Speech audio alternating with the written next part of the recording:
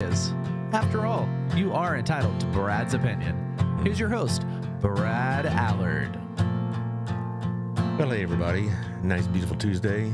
I really enjoyed doing this show with Debbie Beeman and Promises because it's something that the church I'm affiliated with supports. We both are members of First Baptist, and they do such good work over there. Thank you. In so many ways. I mean, I know you're in charge of the food pantry and all that, but they also have the counseling and whatnot. I don't know how much interaction y'all have with each other, but you know it's there, and you know you can send people there. Right. You know, I've known people. I've used it myself. You know, Yes. About a decade ago, things were not so good, and I availed myself of that counseling. Yes. And, a lot of men don't like to do that, but I think I've come to learn that's kind of foolish. I agree. I think it's a wonderful ministry, and it also has been growing and packed. Mm-hmm. Well, but we also have the medical clinic. We refer people to that quite a bit, too, for people with no insurance. Right. And a couple of people in my Sunday school class volunteer or have volunteered with that, and they say they could be open 24/7. Mm-hmm. Our friend Elizabeth Becker over at House of Hope, they had the clinic.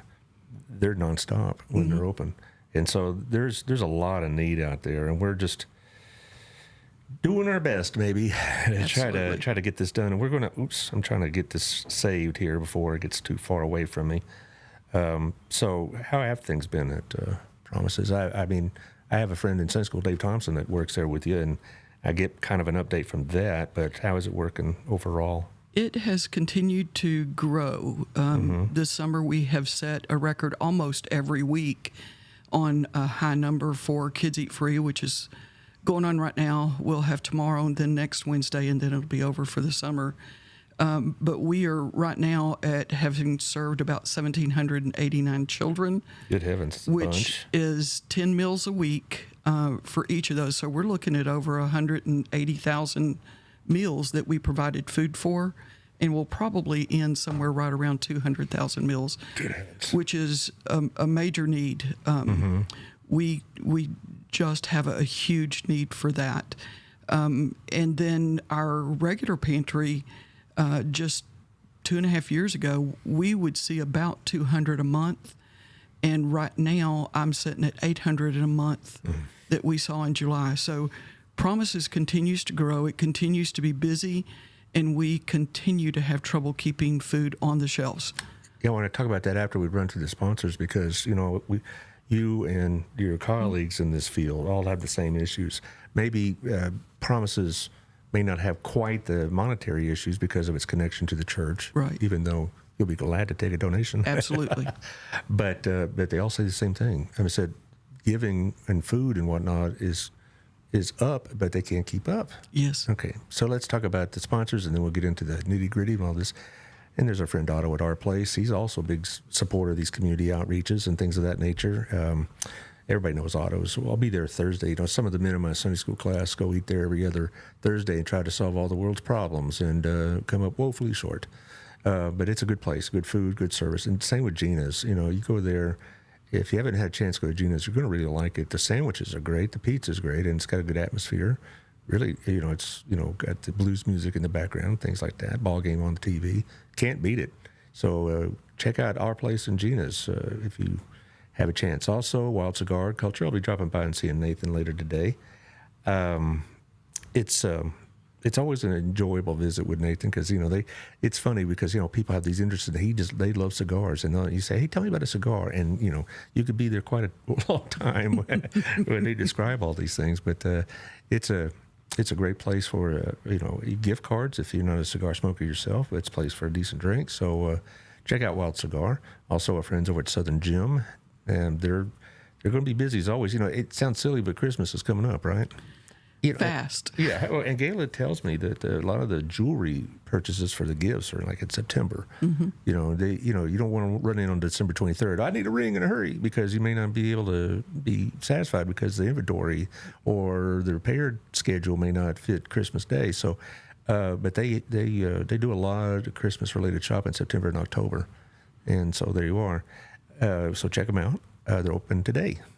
Also, thank you to Brenda Ramirez over at twoworldscleaning.com/Bertelson, 817-764-0733. And they'll work out a schedule for you, work out a plan for you once a week, twice a month, whatever it takes. And the ladies get paid based on what you rate them, so they're motivated, you might say, and they do both commercial and residential, so they can do either one. Also, our friends at Old Pro Roofing, John's been pretty busy. Debbie, tell me your sister down in Houston needs a roof.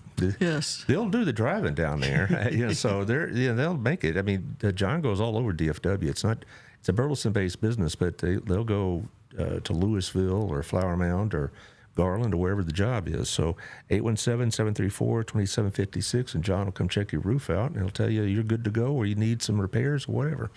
And also, this is another thing we were talking about prior to the show about your sisters having insurance company issues. They'll help you with those, but John will also tell you, if you think, well, this is something I'll get around to taking care of, all you're doing is increasing the likelihood of getting an excuse why not to be covered. They'll say, oh, it's prior damage. If you don't file a claim within 365 days of the event you're claiming the damage occurred, they're going to tell you no. And as a plug to my insurance company, Texas Farm Bureau, they handled my insurance needs last month on a water leak within 72 hours. And so I had no problems with them at all. So thank you, Melissa Harmon over at Texas Farm Bureau. And lastly, Jeff Kelly at the Weddington Agency. He's got houses for sale. I've shared them on my Facebook page. He's got land in Alvarado. So call him at 817-781-0546 or at jeffkellyrealty.com. He'll help you with your buying needs. He was on the show roughly about a month ago, and and you hear all about what the interest rates are doing and all this other stuff. He would tell you, and so would my friends over at Camco, Sammy and Candy would tell you, it's better to buy and then refinance a house later when the rates come down, and say, well, I'll wait till the rates come down, because what's going to happen is the price of the house will go up, and so you're not really going to save money. So if you find a house you like, buy it, and then maybe when the rates go down 2-3 points, you can refinance it. That's what they tell me. Sherry Scott has dropped in here. She does those blessing boxes, as we all know, and she says, those are really incredible numbers. Thank you for all you do. Well, thank you too, Sherry, because, you're doing this kind of like out of of your own initiative, and that's a pretty good thing. Okay, Debbie, we're talking about the numbers.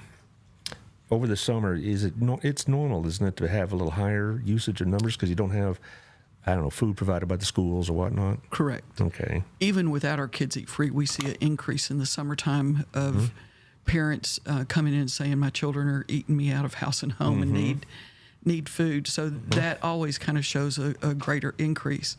But certainly the Kids Eat Free program is gaining in exposure through a number of different venues. And so we, between the cost of groceries and the increase there, and then the increase in people just needing help, period. Now that all of the federal money is gone from the pandemic, we have people who have had their food stamps cut or taken away completely.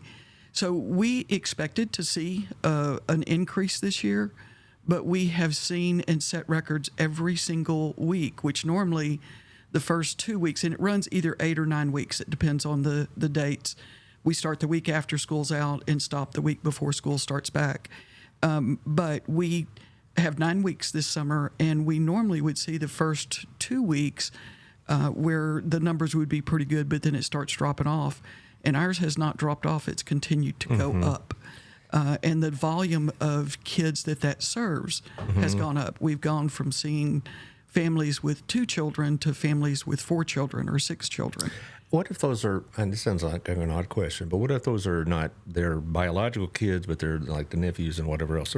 You don't make those distinctions, do you? No, they just have to show that they have custody. Okay, all right. And some of them, parents, where the child's with one parent that they're not normally with during the school year, but they're with the parent in the summer, we will still feed that child. Well, I figured that you were not going to tell anybody no, but I just, the sad story is there's always somebody's going to look for an angle. And if they said, I got 2 kids, I'll drag along 2 neighbor kids and call them mine to get extra food. Does that happen?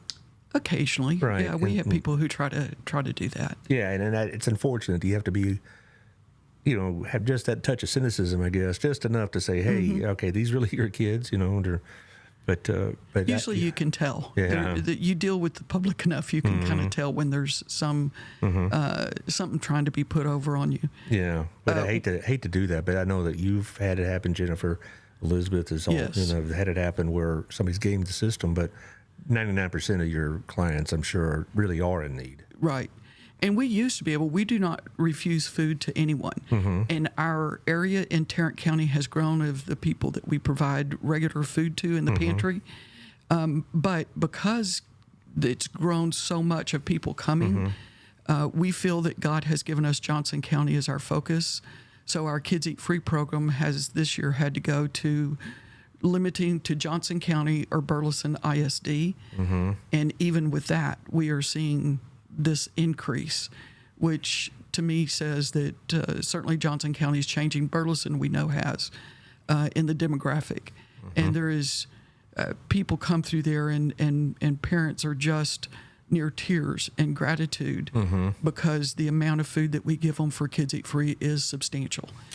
Well, it must make the job worth it, but it is also probably hard to live with or see, because you know how desperate their situation is. Correct. And on these numbers are just growing and growing. And I talk to your colleagues, and they say that the food giving hasn't really dropped off. The financial giving has, and that's another topic we'll get to in a minute. But the food giving has more or less been the same, and in fact increased a little bit, but it just isn't keeping up with the demand.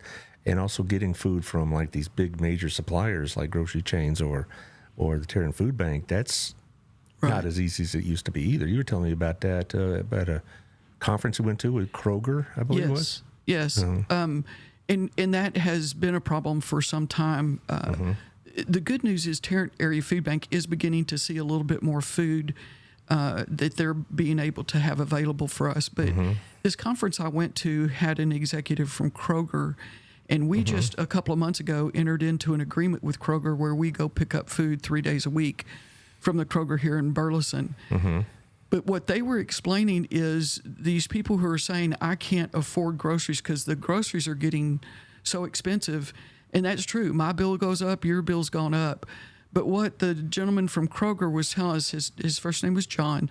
John said the groceries itself, that can of soup or the head of cabbage, it isn't that has gone up as much as what you're seeing is the labor and the transportation to get that to the store. He gave an example. We just recently had a large amount of potatoes and apples that were donated, and the potatoes came from Canada, and they did not wash them to prepare them for retail. And Kroger found it cheaper to receive that donation or that delivery, and they immediately turned around and donated it because to have them pay their labor to wash those potatoes would be more than what they could make off of them. So they donated them and just did it as a write-off. So we were able to benefit from that, but that shows to me what the cost of labor is. It's too expensive for me to have somebody wash the potatoes. We'll donate them and can make as much money doing that. Yeah, that's what I've always thought is that because my cousin was in the ag business and, he raised cattle and price of meat went up and up and up, but he wasn't getting any more per pound from his buyers than they were before. It wasn't like, they were making a lot of money. They made very little. So the price he got didn't change dramatically at all, even though his inputs did change dramatically, fuel and such as that. And people want to say, well, we want to blame the big producers, the big four, but producers of meat, processors of meat. And there's some legitimacy to that, but there's also a lot of other reasons why politicians want to put the blame on big business as opposed to some of the situations they've caused to happen here with terms of fuel prices and labor prices and environmental restraints and whatever else you want to talk about. I mean, the government is responsible for a lot of this inflation, and some people would find it more politically convenient to blame Bar S or somebody like that. Correct. And that's what's happening. But there was a farmer there, excuse me for interrupting, but there was a farmer there, and he was talking about multiple things. There was beef farmer, there was a dairy farmer, but this gentleman who does more of your potatoes or apples, those type of products, he said that America is still turning 40% of their produced goods, food, under, which means they're not even harvesting, they're not processing it because it's more expensive, because the price for them to get the truck there or to do it, or the labor to harvest it, is so great that the crop is not going to bring it in. So he said there's still about 40%, which we've always been a country that wastes a lot of food. But this doesn't even make it out of the field. Well, that was also something my cousin and I noticed. I'd go up there and whatever, and I'd see a lot of fields that should be ready for, wheat cutting, and they were plowed under. And they said because unless it makes a tremendous amount of bushels per acre, it's not going to be profitable. And the only way you can get that kind of high yield is through expensive fertilizer and pesticides and things of that nature. And so basically, for a smaller farmer, those are just unbelievable. In fact, like cotton, for example, I was astounded by this. They grow what they call Roundup ready cotton. In other words, you could spray Roundup on it, and then it's cotton resistant, but it kills all the other weeds and whatever else. That's $400 a bag. All right. And so, the seed cost for a typical field would be like $40,000. Exactly. And they just said, they just can't do it. Can't do it. That's right. The only way you can do it is if you're a mega big farmer. And so when I see prices that go in the grocery store, it's, it's a cycle, because I know the labor costs have gone up, and so because of that the prices are going up, and because the prices go up, you have to increase the labor costs. And I could tell you right now, my friends, and some of them are my sponsors, have a really hard time getting people to work. Absolutely. Getting people to show up to work, to put in a day's work, whatever else, accept the wage that they're being offered. And I don't know if that's going to change. I don't know if that's just a COVID thing or it's a generational thing or whatever, but I was talking to one of the sponsors, and they just can't get employees. It is difficult. We just went through hiring a part-time person for our warehouse, and it amazed me, first of all, the number of people that applied, but some of the answers to questions when we interviewed them also surprised me a little bit. Being an older person, the first thing my parents taught me was the value of a hard day's work. I might not be the smartest, but if I work hard, I'm going to be in demand. And I have found that to be true. So it is difficult. Labor is hard, and we deal in volunteers. We only have 3 employees at our pantry, but we deal with about 75 people who run our pantry. All the rest of those, other than the 3, are volunteers. Yeah. And I'll tell you, the average age is about 70. Right. A lot of them are retired. Yes. But also a lot of it is they understand if they're going to volunteer, they need to show up on time and work, and not just, hang on their phone or whatever else. I've had more than once in the last decade or so, friends that have businesses call me up thinking, since I might know somebody in the community, would come work for them. And they all say the same thing. The qualifications they list would really apply to somebody 40 and older, in the sense that somebody knows how to work. And that's not true in every young person's case, because both my son and daughter I know are very good workers and all that. But I do know that, I don't want to name which sponsors or which businesses I'm talking about, but they all say it really is a never-ending cycle trying to keep employees fully staffed in their businesses. I agree. And I don't know. But anyway, back to your food situation. All these numbers are going up and up and up. Is it because of the economy solely, or do you think also it's become, shall we say, less of a stigma to go to these kind of places? 'Cause I know in my case, if I were a young father or whatever else, I'd probably swallow my pride and go do it. But if I was by myself, I'd probably not go to a food pantry, because that's like an admission of failure. So right. I think Gen X and below, it's become less of a stigma. It is still, with older baby boomers and up, I definitely still have men or women who will come in tears because they've had to come in and ask for help. So I think it's kind of a generational thing of how they look at it. But we definitely get the demographic is changing younger. But one of the greatest needs out there is for our senior adults who are really unfairly targeted with SNAP or food stamps. where the average that they're getting has gone up from 15 to 18. But I would challenge you to find anybody that can live on $18 a month for food. That's absolutely ridiculous to me that you can say that that person's going to be able to help stock their pantry. So there's some of those. One of the things that we do at Promises that I'm very, very happy that we're able to do is we have 3 different individuals on different days of the month that will come in and set up a table. They have their own Wi-Fi, internet, and they are there solely to help our clients be able to apply for benefits, food stamps or Medicaid. And what people don't understand is I might already get food stamps, but I might be able to get more. Or once I qualify for those food stamps, there's other programs I'm eligible for. And the lady who comes in specifically, the one for food stamps from Tarrant Area Food Bank, when they first started coming, they may see 1 or 2 people in the week. But we're now having somebody at her table from the time she gets there at 10 till the time she leaves at 3. It's just one after another. Now, she's helping them through the process, so it's not a 5-minute talk. It's more 15 to 20 minutes, but she is busy with a line of people waiting to talk with her and finding benefit in doing so. So I'm happy that we have the space that we can do that. See, it still astounds me that SNAP only pays, $15 to $20 a month. A lot of people get the impression of food stamps, it's like $300 to $400 a month or something like that. We have some that are getting over $700 a month. Yeah, well, I was going to bring that up because I stood behind one in a line, and she had a huge cart full. Yeah. And it was like $500-600. It was all paid for with some sort of Lone Star card or whatever they call that anymore.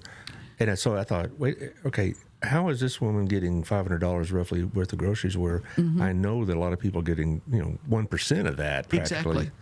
Exactly, and she may have 4 or 5 children, and I'm not really begrudging they were her. all there. There's like 4 kids. Yeah. So I wasn't saying, she's a freeloader or any of this business. I thought, well, at least those kids are getting fed. And I have to admit, I did check out the cart, and it was full of stuff that I think people would feel good about her buying. Right. It wasn't full of cookies and Kool-Aid. There may have been some Oreos in there, but it was mostly produce and meat and all this, and so it's stuff that you would hope that they would use it for. And I don't begrudge her that. No, what I begrudge neither do I. is that you're going to say that you can give her $700, but you can't give a senior adult. And most of the time, it's going to be 2 of them living there. Sometimes it's 1, but you think that they can live off 18. I just think that there is a disparity there that needs to be managed better. A lot of people think of the elderly as being the wealthiest subgroup, and demographically that's true, but numbers lie. And that because Bill Gates is over 65, so he's get thrown in that average and that kind of thing. But there's a lot of people over 65 that it really is a month-to-month thing. Absolutely. And most of them are now living on fixed incomes, right? Which might have been good when they retired 20 years ago, but it is not good now. And they're struggling to get help. Their rent many times takes up their entire Social Security check. And they're having to look for reduced rent, which the wait list for that is still well over a year. Oh, sure. So it's just not right to me. Well, and then, the politics get involved in it. And some people still have the attitude that we're subsidizing a lifestyle. And, and every one anecdote you can find on the news about somebody, ripping the system off, there's 100, 200, 300 people that this is their lifeline. Exactly. And so I don't want to, have one person be able to put 300 in jeopardy just because it makes a good campaign commercial or something stupid like that. The first 6 months of this year, we have every first Thursday of the month, we have a senior share, which we're the location in the labor. Tarrant Area Food Bank provides all the food. But we have served over 700 people in our senior share program for the first 6 months of this year. So I think the increase in that is definitely that it has become harder for them to live on what they make, and they're having to get help with that. But here's the thing about them that I love. These little ladies will come in, and we provided a training class where we gave them a cookbook that had 10 recipes in it, and talked to them about, here's a shopping list that you can use when you go to the store and we made it to where it did not cost more than $15, and brought them in and told them, here is a healthy choice versus a non-healthy choice, because many of them, their medical issues are diet related. And we showed them how to do that. Well, they got in it. The class that I provided at Promises had 11 people in it. And those ladies got into it. Now they've created their own little communication of, hey, I found a way to do this, because the recipes were all of things that they could get at a senior share and or a pantry. So you come shop for these items. Here is your shopping list for the things you're going to need to make it. Right. And here's a way to do it. And It's they're interesting. quickly wanting to share with each other, hey, Debbie, I found another thing that I thought tasted great, and we'll put that together for them. They're having some of them at senior living apartments, some of those same training type classes. So we're trying to help them as much as we can to know how to spend what they get. Yeah, in our house, in the Allard estate, we're eating a lot more chicken than I care for. I'm not a big chicken guy, but my wife, she likes chicken just fine. But because the price of meat is such that, and you can get a packet, at the store about $9 for a pack of thin cuts, and that's 2 meals for us. Right. And we've learned how to really economize on certain meals now that we weren't like frivolous with our food, because I grew up in a home. When I say a military home, it wasn't like I was a military brat, but somebody that was very much influenced by the military. And the motto was "Take all you want, but eat all you take." We were going to eat what's on our plate, right, and we're not going to throw away food. And we found ways to economize, and we found the value of Tupperware for leftovers and things of that nature. Sherry says, "Do the local nonprofits network do?" Oh, okay. I can't read it. My eyes are a little blurry. Do the local nonprofits network in any way? Yes, they do. Yes, we do. Yeah. Certainly the ones around us, and with Harvest House being a block away, probably partner with them more. But we are always in a situation where I might get a call from a semi driver who's sitting on the side of the road with a plethora of whatever, and I might tell him, yeah, I'm going to take it, but it's something that's going to go bad quicker. I'm going to be on the phone, not only calling other pantries, but we will call, we have a Spanish mission, and they cook meals at their church, and we will call them to come pick up bread or produce, things that we feel that they will use that we have plenty of. So there's that kind of networking all the time. I know that Jennifer Woods and several of the others, we will more often do that networking through email, just because every one of us are so busy. But we will network through email saying, hey, we're seeing this. Are you seeing the same thing? So, yeah, we absolutely talk to each other, encourage, and I always am talking with Jennifer saying we are not enemies. We are not foes. We don't work against each other. We both have a ministry and have a place to serve. Yeah, she said the same, that they see y'all as colleagues, not competitors. And it's not just in the food pantries. I mean, I've seen y'all together in this room. In fact, I always am promoting North Texas Giving Day on September 19th, and I'll see it again. But y'all have a relationship with Next Step Women's Center. You have it with Crazy Eights, the Center for ASD, on and on and on. I mean, it's, now the House of Hope is going to be joining that little group because they serve people in our area as well.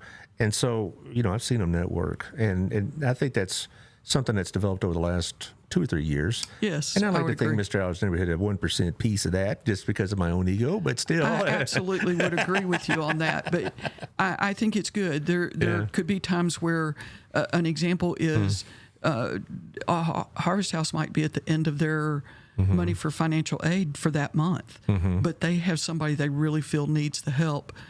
They will reach out to me and say, can you help? I've done the same thing back to them. Hey, I really believe in this person, but I don't have the ability to help this month. Could you help? So there's that type of thing that goes on outside of the food as well. Plus, if you had, a young mother, single mother, or a pregnant woman is what I'm really referring to, and they may not know of a Next Step, you can send them over there, and Megan and her crew have a really good, great program, actually, and that kind of thing. Or if they're, and Lisa Schwartz doesn't really deal with like homeless, but they do with homing instability, if you will, and maybe they can help with that. And so it's it really has been a blessing to this community to see how well y'all work together. Well, thank you. Well, it makes Burleson special because I know of other communities. And I talk to other people, and if they know about it at all, they don't have any idea how well they work together. I mean, a lot of the nonprofits in some of my towns that my friends live in, their church may do something, or they may know something down the street, but they don't have any idea the scope of what goes on in those communities. Burleson does. Yeah. And I think that's a blessing because I think we become known as a community that's going to do what they can to help their citizens or their visitors even. I think that's true, and I think it's incumbent upon us to look beyond our four walls. Something that's going to be coming up in November for our church that hasn't been advertised yet, but we'll start advertising here soon, is November the 16th. We're going to be doing a bed build for Sleep in Heavenly Peace. Oh, I've heard of that outfit, yes. Somebody's mentioned that to me before. The greatest need that we see in the care portal that we're a part of is we are having grandparents now raising grandchildren, and they need a bed for that child, or they have more children that they've taken on than what they have room for. And Sleep in Heavenly Peace provides kits where you can build bunk beds, and they made it to where you can invite families. And so we plan to have a family gathering in our back parking lot and build 40 beds on one Saturday, which we can do in about 3 hours. But you have 40 beds now that will come with the bedding, and you're able to bless people in the community. And I love that. I do too. That's because, when you think of assistance to the poor, we're always thinking food pantries, but there's so many other things, school clothes are coming up pretty soon, and that's a big deal. I know that there's a couple of outfits that are working for school supplies, including BISD, but they're working, my friend Jack Madsen over at Legal Shield is part of a Marine outfit that are doing school supplies, and they also do Toys for Tots. And Megan and her crew just had a toy drive on Saturday. And the thing about it is that a lot of these things that we think of, well, we gave them a meal, they're taken care of. That's sometimes just one small aspect of what else they need. Exactly. They might not need money to pay for the gas bill. They may need shoes for the kids because they grow, or do they? Fast, really fast, some of them. Yeah, and so so if people come looking for clothes, you send them to Harvest House, right? Because y'all are primarily food. We will send them either to Harvest House or to Rachel's Hope. Rachel's All of Hope, the that's profit right, for Rachel's Hope goes to Next Step. Right, okay. And we donate to Next Step every month through Promises. And so we will refer them to Rachel's Hope and or Harvest House because both have promise. The profits go back into the ministry, whether it be Next Step for Rachel's Hope or Harvest House. Their profit goes back into their ministry.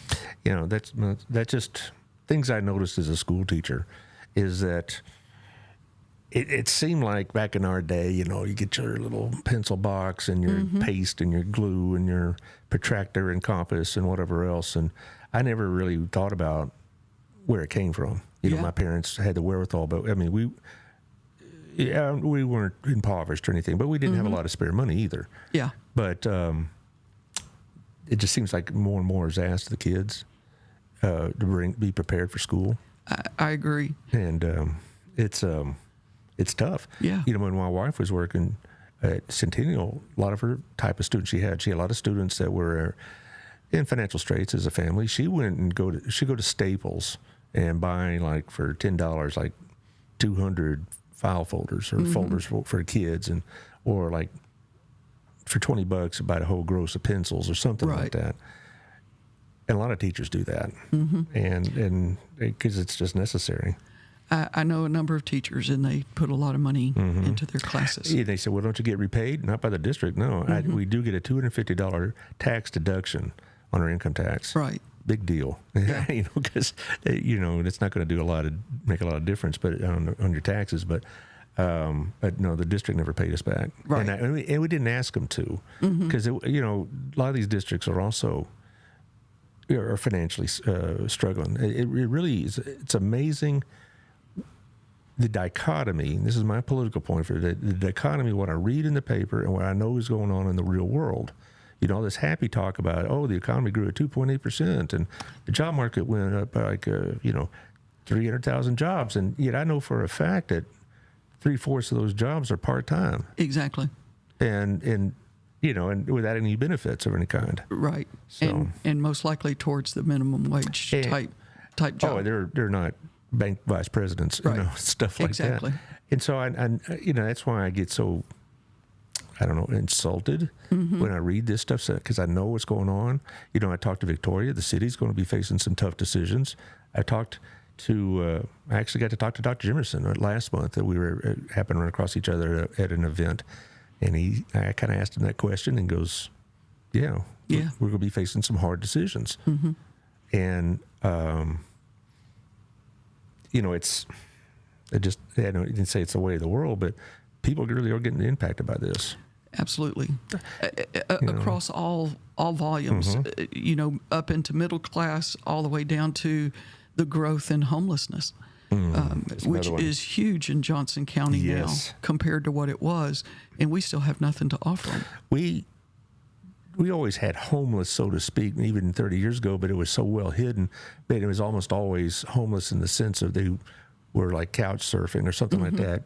Now we're seeing it like other communities have seen it visually on the street. It seems like, particularly in certain areas of Fort Worth or Crowley or Everett, you can't go to any intersection without people with a sign up. Exactly. And I never used to see that. Or if you're out at night, you'll see cars parked in parking lots or whatever, and they're occupied. Yeah, well, Sherry will tell you that they'll have people that'll park by their blessing boxes. Yes. Just wait for somebody to go by and put some stuff in there. Mm-hmm. And Jennifer tells me there's a lot of people living out of their cars. Yeah. And so we don't really not see it, but we know it's happening. Oh yeah. It's heartbreaking to me because it's grown so much in this area, but we need to have something. Even if it were a day center, I think that we need to have something that we can offer to the homeless. We do allow them to come shop more frequently than regular pantry because they don't have a way to store it nor carry it usually.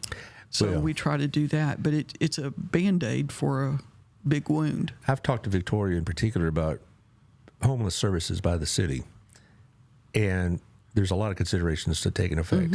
You got the compassion when I help and do something about this, and also to help with the larger community, because having a lot of homeless in the community is a security issue and a health issue and whatever else. But they also are financially restrained quite a bit. Yes. And also, let's say that you talk about having like a day center for homeless housing or something like that. Where would you put it? Yeah. Because a lot of people say, well, I want it over there. Exactly. Yeah, and it's not in my neighborhood. And there's still so much to consider with that. We looked at trying to do a daycare, like a women's daycare, where they could come in, we could provide them ability to wash clothes, take a shower. And That's a great thing. But the reality of trying to make it happen, I have to consider the food. There's only so close you can get to food and offer a washer and dryer. Certainly a shower, you have to take consideration of that. And the security issues. Yes, and we've had that before where we weren't offering it, but people were getting into our church and wouldn't be found until the next morning in a shower stall or whatever, that we had no idea they were in the building all day. So there are things that you have to watch because you have responsibility of other things as well. Well, yeah, I would try to get into the church, our church, about 2 months ago. It had to be buzzed in. And I understand why, because we have small children at daycare there. Exactly. And we also have people that if we just had open doors, they could come in and vandalize or steal. I got it, but it's a sad state of affairs. I totally agree. I totally agree. And we've had, being on staff, I know there's been a time or two where we've had people come in and they are very upset because they're looking for compassion, and what they're getting is questions, maybe questioning their integrity or whatever. And it's hard to know what to do because you want to show that compassion, but we also have people who take advantage, and you don't want that. Well, and as far as like you were referring to earlier about some sort of facility in which homeless could wash their clothes and take a shower and, I don't know, take a nap. I don't know what they'll need. It sounds great. I think when people start putting it together, they run into problems they didn't even consider before. They didn't know what they didn't know. We did. We were looking first at our counseling building, and then counseling just went through the roof, and we needed every space we could get over there. to try to reduce. We have, in some areas of the counseling, 3-month wait. We were trying to reduce that and build a children's room, a teenage room, which grew greatly after the pandemic. So we didn't have that room. And then when you start moving over to the pantry, we have all kinds of issues that we've got to look at. Where I keep my cleaning products is an issue. I've got to make sure that I don't have anything too close to food. Right. So it becomes an issue of space, which we're trying to build a clean room right now, and that's become an issue of trying to find space to do that. But it would be a cost up front. But the benefit is when I get a 18-wheel driver on the side of the road saying, I have a bunch of frozen corn dogs, would you like them? I like those. I can't take them until I have a clean room to separate them out. So there's just a lot of things that sound like a cheap, easy way to address a problem, and it ends up having extended things that go with it. Does Promises need more space, and do we need to add on to the building?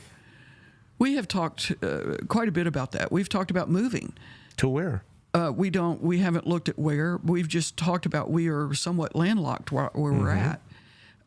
Counseling, if it continues, do we add on to counseling and move the pantry somewhere else?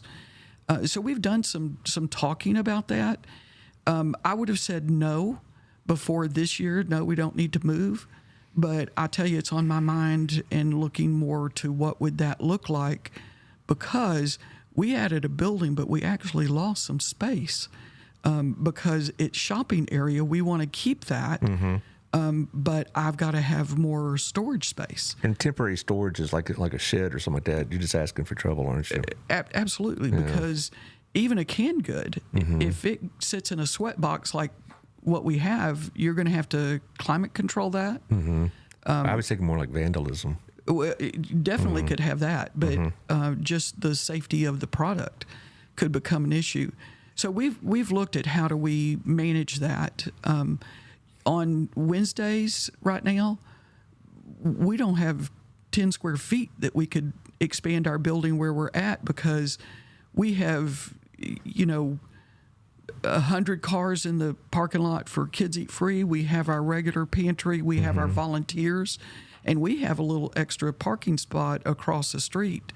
But we allow Morgan's to use that. The beauty shop right behind us uses it. It's one of those where if we continue to grow like we're growing, then we're going to have to look at space. I'd hate to see y'all move at a far distance from the church itself. I'd like to keep it in the neighborhood, so to speak. I totally would. But that may be I tell my tough. boss, my greatest asset is that you don't exist on the campus with me. My greatest downfall is that you don't live on the campus with me. Because I think that it's good to keep the church and the pantry close. Keeping the pantry in front of the church is one of my constant thoughts, because we must keep up the donations. We are spending more money. We are fortunate that we're in the position that we are, where that's not been a big issue yet. But someday it may. Yeah, your financial situation is a little different than Jennifer's Yes. and Elizabeth's. I mean, because you do have it's a line item budget, Yes. and also a donation through a lot of people in the church. And then, of course, about once a month, Cindy Rutledge will bring a bunch of bags in and says, "Hey guys, take one of these. Bring them by this week. I want to see you." That's why I have the best volunteers ever. Yeah, They that kind of make thing. sure their classes know. So, I mentioned before the show, Robin and I have kind of committed to this idea that the first Sunday of the month after, after Sunday school, we always go to Sam's. The first Sunday, you go to Sam's, we'll try to buy food for Promises. What do y'all need? We are switching our list over to Thanksgiving meals. But through next week, I still need more cereal right now for Kids Eat Free that doesn't end till next week. I need canned meat, whether it be chicken or tuna. I would say tuna is the more popular, but either one we will take. And jelly. Tuna is really good for you, even though I'm not that Yeah. crazy about it. Jelly, okay. I Also, I noticed pasta. You can buy pasta at Sam's. You know, the Barini's pasta for like $9, and you get 6 big old boxes. I mean, and also on the cereal. I bought cereal there before. You know, it's like big boxes of Cheerios, and there's like 2 bags in it. Yes. Is it more productive? They also have like these boxes, about 15 to 16 mini boxes. Is that better for you? No, the better for us is still the individual boxes. I mean, you mean which were the bigger ones or the little bitty ones? No, the bigger ones, not the multi-pack little ones, okay. although we use those some. Our preference would be just a regular single family size box.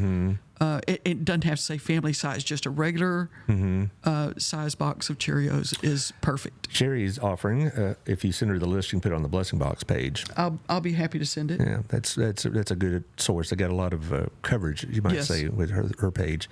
But so I was thinking those little boxes, not maybe for cereal, but for snacks or something like that. But also, you mentioned canned goods. Is SpaghettiOs good? Well, the kids like them. Right, that's what I'm saying. But it may not be the most nutritious in the world, but kids like SpaghettiOs. And the thing that we like about it is it's easy for them to fix it themselves. Right. Our Kids Eat Free bags are meant to feed them breakfast and lunch, something that they could fix themselves, because most of them will have parents gone to work. Well, hopefully it's with the pull-top cans instead of having to use a can opener. Exactly. Or some will do it. That if it's a 4-year-old, that there's a 6-year-old or something that can help them do that. But yeah, we actually have quite a bit of SpaghettiOs and meatballs right now. Well, that's okay. Well, I'll think of something else, but I always liked SpaghettiOs as a kid. I still do. It's just not good for me. Right. Doggone it. Also, macaroni and cheese snack packs things. Those are good for you. Yes. Okay. We do those a lot, and those we actually did a survey this summer. We've not changed our Kids Eat Free for about 5 years, and so we did a survey trying to find out what's your favorite items, what's your least favorite, what would you suggest that we add. One of our concerns, and that I pray for every Wednesday as I pray with the volunteers before we start, is let the children get enough of this food that they will understand there is a loving God that loves them, because we know the family's sharing those foods, and we found that they're wanting raw chicken. They're wanting that's an adult wanting that, not a 10-year-old. Yeah. And I'm sure it's because they're having to do this in order to make their. I'm not begrudging them the food at all. It's just that we know that there's things that go beyond the kids. But our intent was that child's going to get food that they could quickly make in a microwave, or pull out the can of tuna and add some mayonnaise and slap it on a piece of bread. Yeah. But as far as say the evening meals, what would you need for that? Cereal is still something that our clients want a lot. Oddly enough, the thing that we're looking for the most, we can usually maintain canned goods. We can usually maintain drinks and bread, although there is a whole mystery going on in Burleson over bread right now. But we can usually keep those. What we struggle with are miscellaneous items, the things such as cake mixes, or having chips or popcorn, or those snacks that family may have in the evening. We struggle to keep those on our shelves. And when those shelves are empty, they feel like our pantry's empty. They could still leave with a basket full of groceries, but they feel our pantry is empty, and those are things we don't always get from the food bank. What about produce? We would love to have produce. If you can get produce, it's that we need such a large volume that usually we don't get that much from people donating, although we still receive from Pathway Garden. They do great. Right now we're into jalapenos and cucumbers, but they usually bring us enough. But I'm telling you, when they hit the shelf, they're gone within That's I was going to try to do my garden. Yeah. I was going to give some food to the Horst House, and my garden did not work out well at all. I've got like 3 peppers out of it, and that's about it. But that's my problem. Yeah, tell me about it. All that work too, and it's like the most expensive peppers I ever had. Yeah. But as far as if I go by Sam's, and, there's a 6-pack of bell peppers. Is that something good for you? Oh yes. Do you break the bag them up? of avocados. We can break that up. Same with bag potatoes, all that stuff. Yes. Because I was wondering, because one of the conversation points I had with Elizabeth and Jennifer probably is the dignity of making meals. Yes. Because I know parents, moms in particular, want to feel like they're providing a meal, not just opening a can or open up a TV dinner and put it in the microwave. They want to prepare a meal. Another cheap meat is those acreage type sausages. Yes. I eat those a lot because it is cheap. It's about $3.50 a pack, and I can get 2 meals out of it, and I can cut it up and do whatever. Do you have that kind of? We do. We demand. will freeze any of that. We don't give any of that out unfrozen. But yes, we would love to get packages of the little Smokies, or even packages of the it's usually a pound of sausage. Well, they will pick that up fast. I know what I will be bringing you next time. Is we had a family get together. My wife said we need more hot dogs, and we don't need more hot dogs. Oh, we will take hot dogs. Yeah, so I got 2 packs of 4 jumbo hot dogs. Yes. And so I said, we're not going to eat all this in the next month. So we will take that. We try to buy as much hot dogs as we can get. And she bought like 2 or 3 containers of potato salad, and we only opened up 1. Would you take an unopened container? As long as it's unopened, yes. Right. Okay. So I'll be seeing you in about a week, rather, not a month. Okay. Well, it'll be next month. Because it's like, I don't want this to go bad, and I don't want to eat potato salad every day. Right. I like it, but exactly. But yeah, we absolutely will take that. We need to have it unopened, but yeah, and those get taken up quick. People like to get those. Well, sometimes over at HEB for $6 to get 2 packs of those sausages. I like the ones with the cheddar inside, right? And kind of like that. But and I've learned to make meals that last more than one meal. Like I make this sausage and potato and pepper and onion thing, and Robin's like, it's okay, but I like it, and so we'll eat on it for a day and a half, 2 days. Just about everything that we make now is, is going to try to last us more than one meal. One thing I also do is when I go to the grocery store and buy that flat of thin sliced chicken breasts, I'll go home, I'll open it up, and I'll put them in baggies. And so, we're not going to have to make all 5 of them at the same time. That's what I do. Yeah, and so cheaper to buy them in the bigger package. It is. But I don't need that since I'm alone. But I do that and break it down. And most of the time I cook on the weekend, but not during the week. So I want enough that I can eat on it during the week, but I don't want to have to go home and cook. And pasta is another one that lasts, but that's not good for my diabetic numbers. I have to always watch that. So it is what it is. I do have one other thing that it's not food, but it's something that we get asked for a lot. We struggle to keep it, so we end up referring them to next step. But we try to keep diapers in size 4, 5, and 6. We just cannot keep on the shelf. So if it doesn't matter what kind of the smaller packages, about 20 diapers is probably the best. But we'll take anything because we'll split those up. But trying to have diapers for parents who are struggling. It is an expense. It is. It's a tremendous expense. Whether it be hand soap or body wash. So, toiletries of various kinds? Yes. Yes. Anything we could use, but those are the ones that they will take the quickest. It's when I was a young father, and I'm like, my gosh, we're spending all this money on diapers. Yes. Let's just do what my mom and dad did, cloth diapers. And my wife said, fine, we'll go a day with cloth diapers, and we'll see how you like it. You're going to help. And I mean, I was buying another box of Pampers or whatever that Right afternoon. away. Oh, yeah. I mean, that was like, you put it on, you just pin it or whatever. Not only I just that- put it on and it's already messed up in the after, and how you clean it. I said, Remember how they used to lock up the cigarettes, but now they lock up the Enfamil. that is true. They're locking up a lot of things. Speaking of locking things up, I mean, I'm going to refer to a show I had yesterday that may affect some of your customers, and that's the gift card scams. Guys, I would check out yesterday's show with Colin Gregory and a young detective, Madison Marston was her name, and they were talking about gift card scams. And so I thought it was they were fabricating false cards and buying stuff. That's not what they're doing at all. They're taking the cards and they're recoding them in a sense, and then bringing them back to the store. So if you buy them at Target and then you put $50 on it, thinking you bought a $50 gift card for your niece for a graduation, it's gone to this account somewhere in China. So that was something that do you give gift cards sometimes donations? We do. Yeah. That we usually give out. Usually it's going to be a QT gift card so that we can help them with gas. But I saw about the show yesterday, and I get so frustrated with the scams that go on and how easily they are to fall for. I used to think I was pretty good at noticing them, but I've certainly been suckered once or twice. Well, just one more thing to worry about. Yes. Anyway, I'm looking forward to the 19th of September. We'll have you on again, maybe, if you need to. I mean, it's...